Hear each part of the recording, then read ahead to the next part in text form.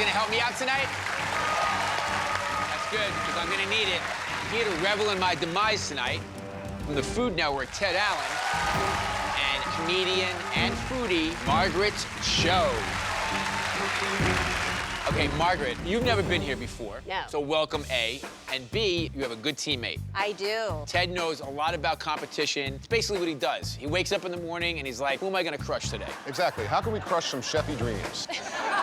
I think that we are the team that is gonna take him down. I hope. You cook, right? I'm Korean, so I ferment things. All right, so who'd you bring in? Bobby, I hope you're ready to get your hands dirty because this contender definitely is. Please welcome executive chef of Dirty Burger in Plainview, New York, Ian Russo. I'd be kind of scared of him. He's ready. Our next contender might come in a small package, but she is your biggest nightmare. Please welcome chef of Barachos in Brooklyn, New York, Diane DeMeo. Wonder Woman's in the house. Exactly. Now, I know you guys both want to take me now, but first, you must go through each other. So I've chosen a single ingredient, and you'll have 20 minutes to make it the star of your dish. And that ingredient is fresh tuna. Tuna is just an open canvas. You can apply the same steak recipes to tuna, so I got this. It's a hearty meat, but delicate at the same time. You don't want it to be overpowered by any flavors, so it can be very tricky. All right, guys, Margaret and Ted here. They're gonna taste your dishes, and they'll decide which one of you goes up against me in round 2. You ready? Go. I'm making a smoked tuna with the mint chimichurri, grilled tomatoes, corn, and pickled red onions. I'm making seared tuna with bacon and then mushrooms and Swiss chard with a little red wine reduction. My biggest worry about this gastrique is red wine has tannins in it. They're somewhat bitter, so add sugar to balance it out. Ian, why do you want to beat Bobby Flay today? Who wouldn't want to be Bobby Flay? I mean, he's the best, so you want to go up against that? Yeah, you're gonna rock it.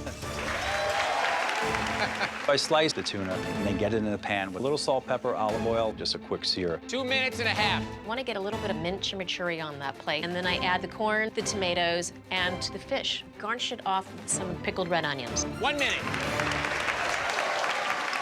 Diane, are you done? Should we have given you less time? Yeah.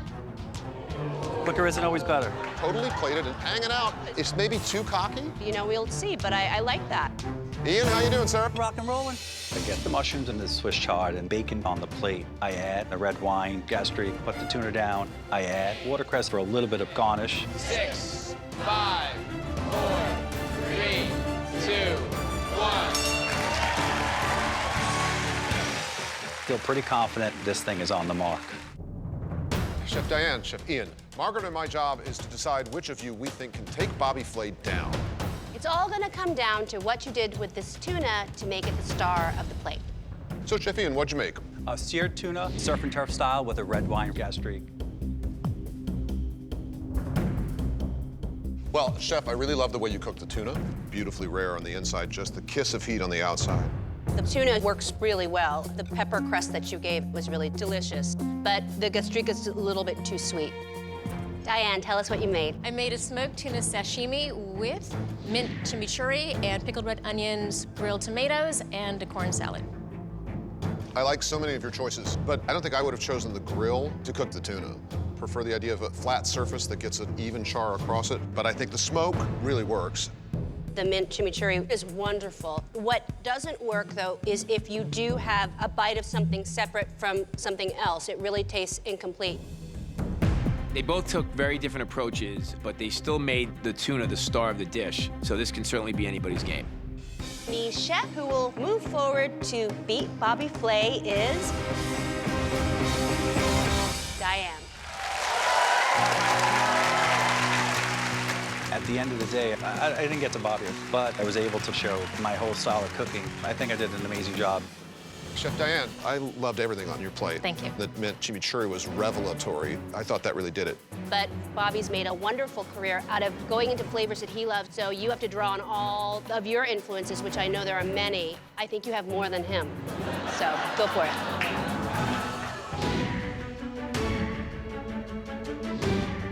Diane, congratulations. Thank you. Made it to the big stage. So why don't you tell us, what's your signature dish? What are we cooking? My signature dish is pork tostada. All right. I would say that's kind of in my wheelhouse. Kinda, sort of. So, Diane, is this a deliberate strategy to cook food you know he loves? It was more of a strategy to cook something that he could be good at. So then it's a real challenge. We'll get him. Beat Bobby Flay! Beat Bobby Flay! To be fair, Margaret and I will not be judging this round. Instead, we'll be bringing in 3 restaurant pros to do a blind taste test. They will vote simply on the dish they like the best. You will have 45 minutes, and the clock starts now.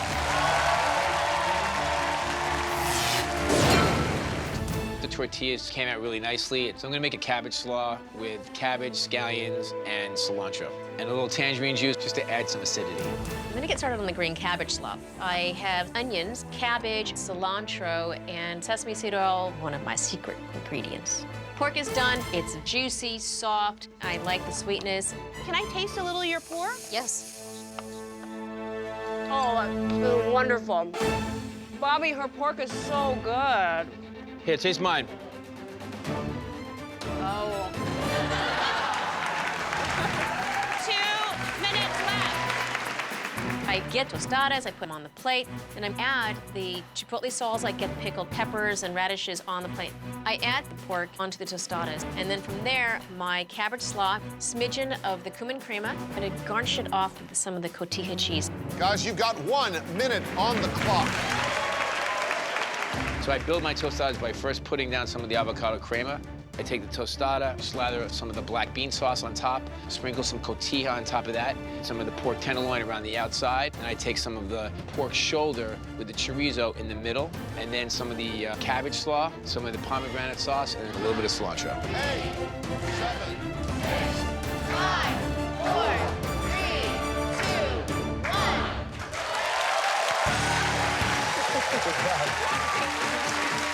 Diane's is really beautiful, but I also think my pork tostada came out really nicely. Tostada is crispy and the pork tastes good. Bobby, Diane, I want to say congratulations. What an exciting battle to watch. Thank you. Now I'd like to introduce you to your judges. We have the executive chef of Tacombe, Jason DeBreer, the executive chef of Dos Caminos, Ivy Stark, and the owner of Three Kings Restaurant Group, David Massoni. Judges, this is a blind taste test, so please start with the first plate in front of you.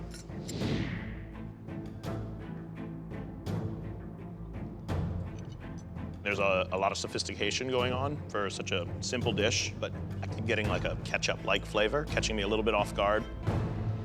I really liked the different textures of the pork, the loin, the pulled shoulder. I didn't get a whole lot of cheese, certainly didn't taste it, so I would have liked to see a little bit more of it. The tostada itself is perfectly cooked. What I didn't like about it was that the avocado crema probably needed a little bit more acid for me. All right, judges, please switch your plates and try dish number 2.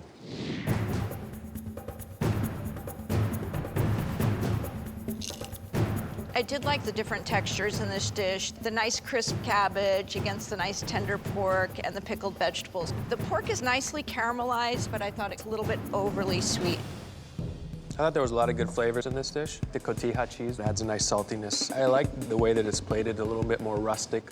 I love the way the pork was cooked. I love that I got chunks of fat, I got chunks of meat, but the tortilla was chewy in the middle, rock hard in other places, almost hard to eat.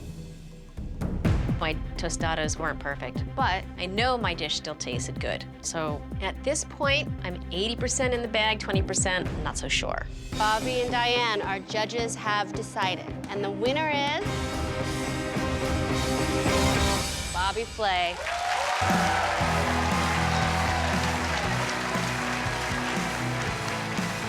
I chose Bobby's dish because a combination of the textures and the pork that got me and that wonderful crispy tostada. Thank you. Diane, we were rooting for you so hard. I mean, I had so much hope, but I think, you know, this guy. Did I beat him? No, but did I still win? Absolutely, because here I am. I held my own, I made it happen, and that's an achievement in its own right. Congratulations, sir. Thank you.